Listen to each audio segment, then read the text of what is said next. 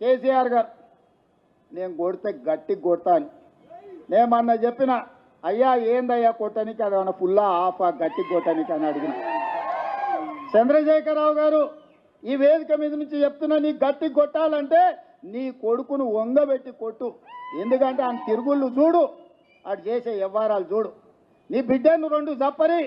ఎందుకంటే లిక్కర్ దందాలో ఉండి ఈడ నిన్ను ఓడించిందే కదా ఆడ కేజ్రీవాల్ కూడా మింగేసింది తెలంగాణ సమాజం చూసింది కాబట్టే నిన్ను గట్టిగా వంగబెట్టి కొట్టింది తెలంగాణ సమాజం అని చెప్పిన చంద్రశేఖరరావుకు ఆయనకు చెప్తున్నా ఇక ఆయన ఊరిస్తున్నాడు ఇక నేను వస్తున్నా